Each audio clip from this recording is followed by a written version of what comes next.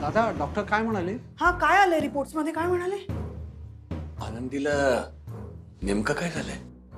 तिचं पोट दुखत होतं तर डॉक्टरांनी औषधं दिली. आता पोट दुखायचं थांबलेलं आहे आणि ते आज उद्या तिला डिस्चार्ज पण मिळेल. आणि ठीक आहे, बाकी सगळं ठीक आहे. झोपली ती आता, आराम करते. एवढं सांगण्यासाठी डॉक्टरने आम्हाला बाहेर पाठवलं? हा म्हणजे नेमकं काय म्हणाले ते सांग ना. काय झालंय तिला? ते मंथली सायकल आहे ना, त्या संदर्भात तिला थोडा त्रास झाला असं डॉक्टर म्हणाले. पण काळजी करण्यासारखं काही कारण नाहीये. भाई एवढंच आहे ना? हा मग ठीक आहे. उगाच घाबरवलं बाई आनंदीने. मला वाटलं रमाचं जसं झालं तसं आनंदीचं व्हायला नकोय. काका अहो उगाच असा तसा विचार करू नका. दादाने सांगितलं ना, फक्त मंथली सायकलचा प्रॉब्लेम आहे, काही नाही झालंय. एवढा टोकाचा विचार करू नका बाबा. राघव रे, मला रमाच्या वेळची परिस्थिती आठवली. म्हणजे चुकलंच माझं. चुकून माझ्या डोक्यात तो विचार आला. बरं ठीक आहे, काही हरकत नाही. आता काय घाबरण्याचं काहीच कारण नाहीये ना. आता उगाच आनंदी वहिनींविषयी वाईट बोलायला नको आपण. दादा आपण वहिनींना भेटू शकतो का? हा ते आराम करते, भेटू शकतो. अरे मग आधी सांगायचं ना. चल बाजूला या काका. ये रे नंदू.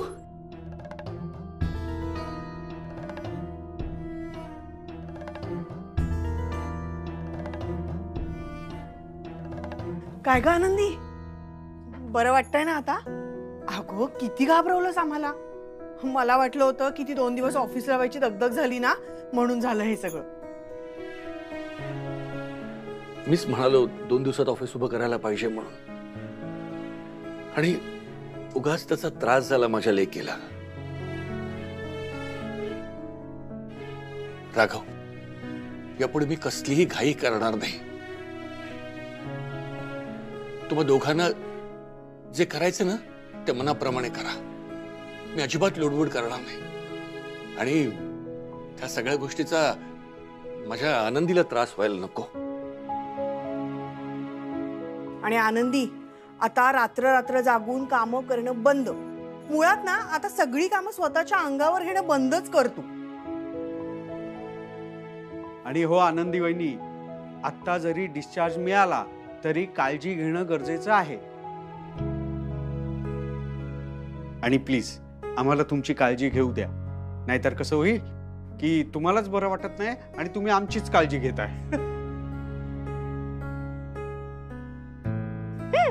नाही नाही, असं नाही होणार नंदू.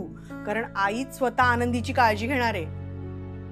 तिने सांगितलंय ना की जोपर्यंत आनंदीला पूर्ण बरं वाटत नाही तोपर्यंत ती स्वतः सगळी कामं करणार आहे. देवासमोर तसं कबूलच केलंय तिने. नाहीतर वर्षा आहेच. हो म्हणजे काय, आहेच मी. आनंदीने इतकं केलंय माझ्यासाठी. मी थोडंसं केलं तर काय झालं, आहे मी.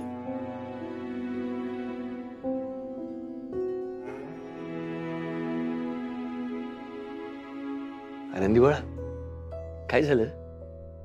काही हवंय का? पाणी हवंय का? भूक लागली आहे का? हा, काही देऊ का तुला?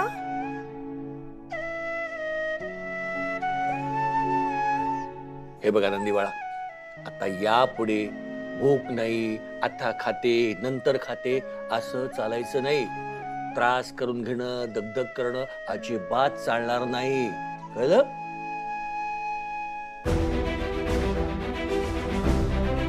मिसेस कर्डिकांचं गर्भाशय खूप वीक आहे आणि त्यामुळे त्या कधीच ऐकू शकणार नाहीयेत. त्यांनी स्वतः बाळाला जन्म देणं हे खूप धोक्याचं आहे.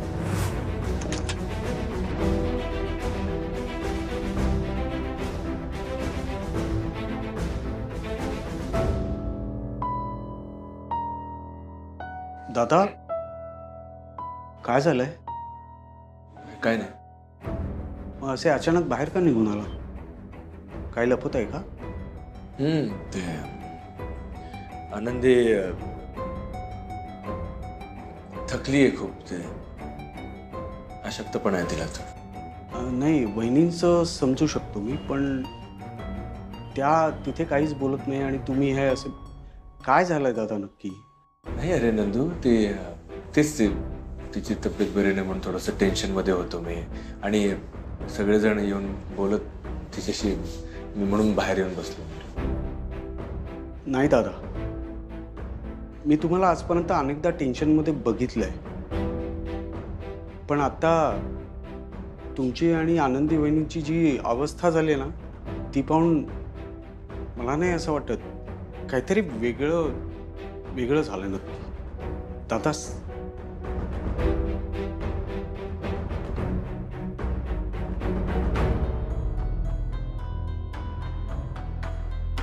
दादा, तुम्ही आणि आनंदी वहिनी दोघेही धीट आहात.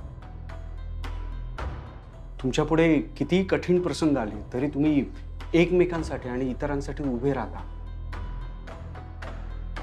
पण दादा, आता तुमच्याकडे बघून दादा, आता मला भीती वाटायला लागली. काय झालं दादा? नाही नंदू, काही नाही झालं.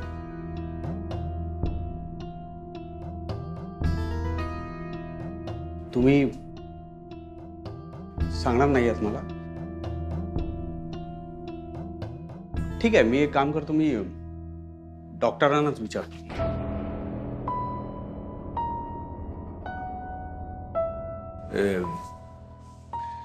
डॉक्टरांनी सांगितलं की आनंदीचे सगळे रिपोर्ट्स नॉर्मल आलेत. मग आनंदीला कधी बाळ नाही होऊ शकत.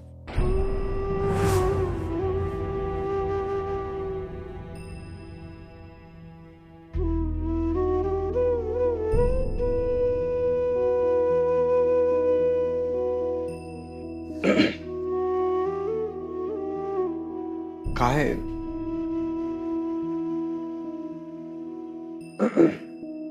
दादा, प्लीज स्वतःला सावरा.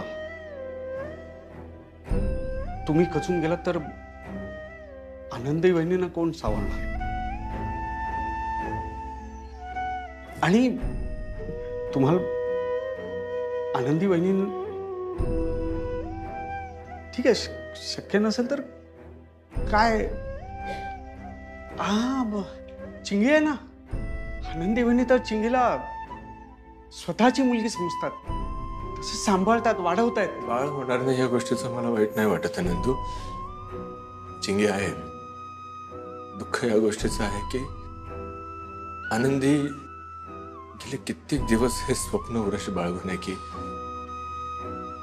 तिला आई व्हायचंय, तिच्या पोटी बाळ जन्म घेईल, आणि आता ती कधीच बाळाला जन्म देऊ शकत नाही. हे दुःख ती कसं पचवणार मला नाही माहिती. हा तिच्यासाठी खूप मोठा धक्का असतो, आणि ती अशी आहे ना, ती आपल्या सगळ्यांना कधीच दाखवणार नाही. सगळ्यांसमोर ती हसत राहील, अगदी आनंदात आहे असं दाखवेल, पण आतल्या आत मात्र ती कधी बाळाला जन्म देऊ शकत नाही. हे जे दुःख आहे ना, ते कायम तिला आतल्या आत सलत राहणार ते, आणि ती दाखवणार मात्र काहीच नाही. तीच गोष्ट मला सहन होत नाही. एकच गोष्ट फक्त तिने आयुष्यामध्ये, हीच फक्त एक इच्छा तिने बोलून दाखवली होती माझ्याकडे की मला आई व्हायचं आहे. तिची ती इच्छा मी नाही पूर्ण.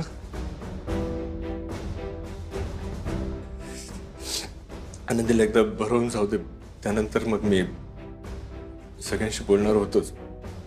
आता मात्र तिच्याशी काही बोलू नका. नाही, मी तुम्हाला खात्री देतो, मी कोणाला काही बोलणार नाही, पण राघव दादा, आता तुम्ही आनंदी वहिनींसोबत असणं अत्यंत गरजेचं आहे. तुम्ही प्लीज आज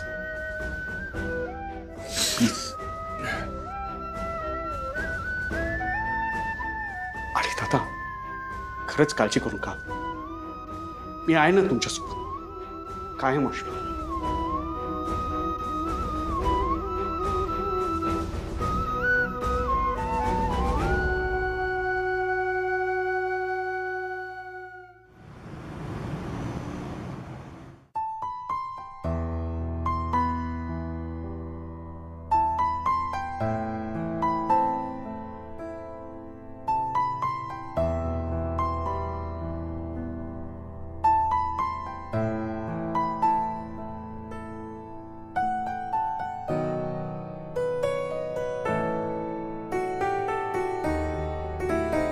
आनंदी,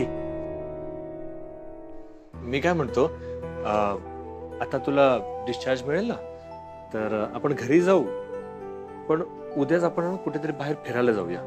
हा, म्हणजे कसं,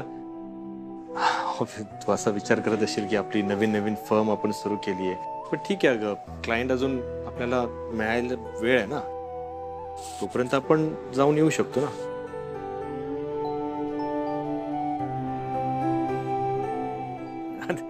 आणि हा, बाबा ते म्हणतील की, म्हणजे नाही, पण मला नाही वाटत ते हरकत घेतील, है ना. ते काही बोलणार नाहीत.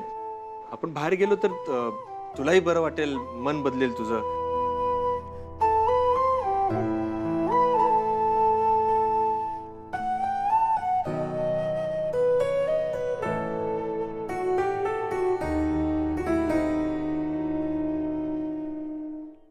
Good good.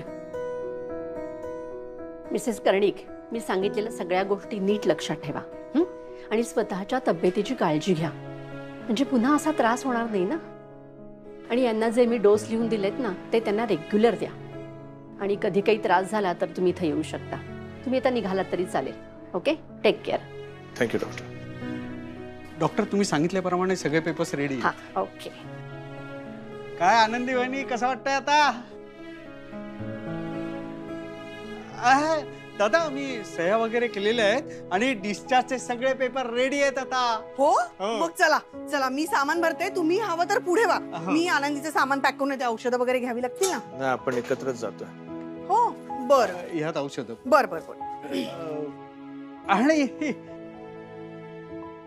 मी काय म्हणतो, आनंदी वहिनी, तुम्ही अजिबात काळजी करू नका. आणि दादा म्हणतात ते अगदी करेक्ट आहे, तुम्ही कुठेतरी आता बाहेर फिरून या. काय ग? हो, अरे आनंदी, मस्त प्लॅन आहे अगं. आधी गणपती, त्यानंतर दादाच्या ऑफिसची सगळी कामं. किती दमछाक झाली आहे तुझी. तू जाऊनच ये बाई. नाही, आणि काय आहे ना, तुला चेंज मिळेल. कारण काय, कितीही सांगितलं तुला की बाई ग, काम करू नकोस, आराम कर, तरी तू काही आराम करायची नाहीस. जा, मस्त जाऊन फिरून या दोघ जण. काय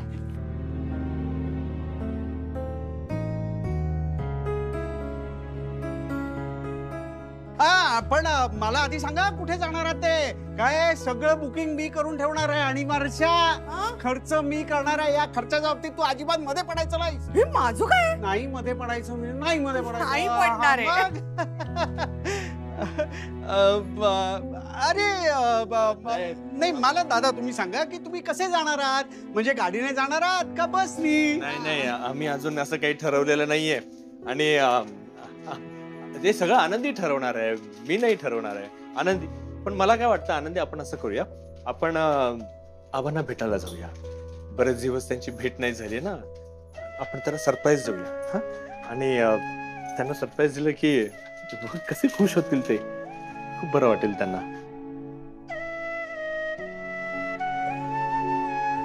आनंदी, दादा, आनंदी काही बोलत का नाहीये? काय ग?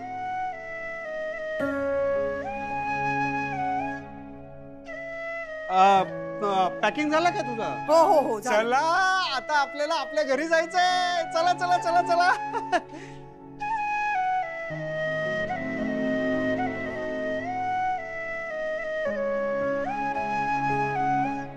आनंदी,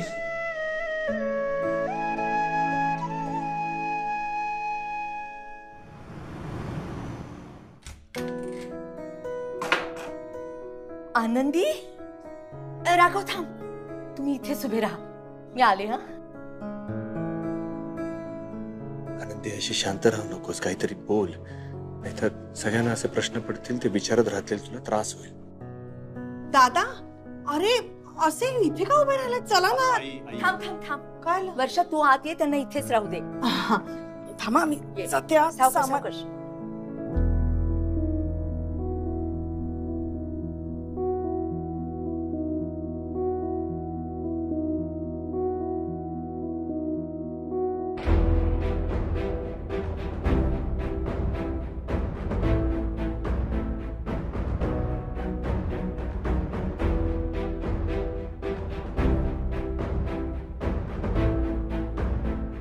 राघव, ती अशी काय निघून गेली आत?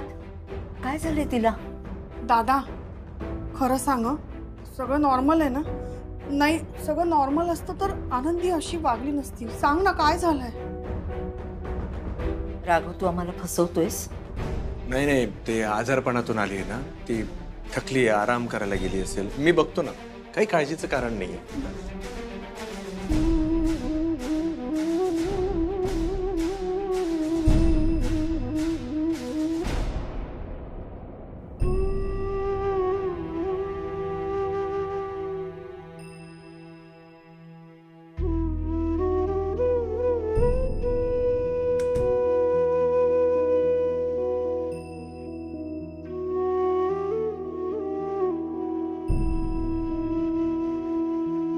आनंदी,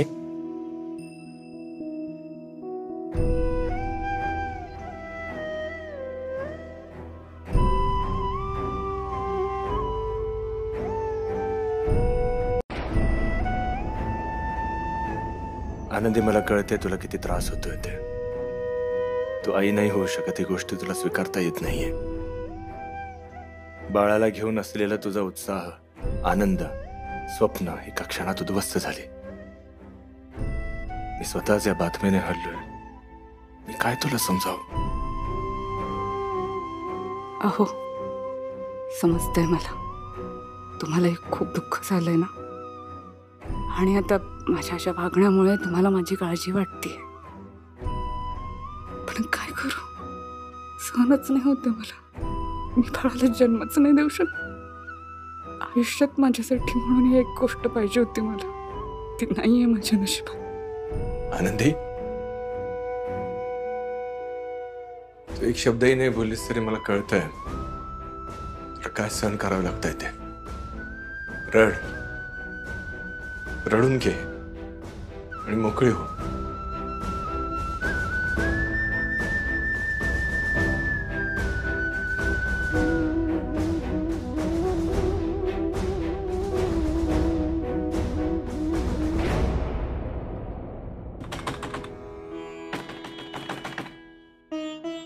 वर्षापूर्वी नवीन संगणकासाठी अर्ज केला होता, पण सगळे संगणक जातायत नरकात. काय तर म्हणे त्यांचा कार्यभार वाढलाय. अरे पण सगळ्या जगाचा पाप पुण्याचा लेखा जोखा जो मांडतोय, अरे त्याचा कोणी विचार करा ना, त्याशिवाय का नरक चालतोय. चित्रगुप्त महाराज, चित्रगुप्त महाराज, चित्रगुप्त महाराज, चित्रगुप्त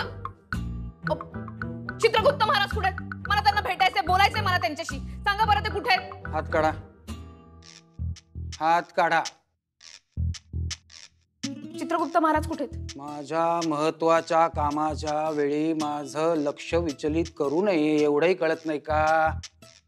माझ्या एकट्याच्या खांद्यावर संपूर्ण जगाचा तोल अवलंबून आहे. हे पण माझंही काम तितकंच महत्वाचं आहे. मला आधी सांगा चित्रगुप्त महाराज कुठे आहेत? मला त्यांच्याशी बोलायचंय, महत्वाचं बोलायचंय. कुठे आहेत ते मला आधी सांगा. चित्रगुप्त महाराज, तुम्हीच आहात? काही शंका आहे? तुम्ही कसं काय? ते मुकुट वगैरे, हे ऑफिस आणि ते तुमच्याकडे ते सोन्याचं सिंहासन वगैरे नाहीये का? दागिने वगैरे कुठे आहेत तुमचे? तुम्ही खरंच सांगा ना कुठे आहेत चित्रगुप्त महाराज? मला त्यांच्याशी अत्यंत महत्वाचं बोलायचंय. खरंच आहात का? चित्रगुप्ताला तुम्ही कोण विचारणार आहे? आपण कोण?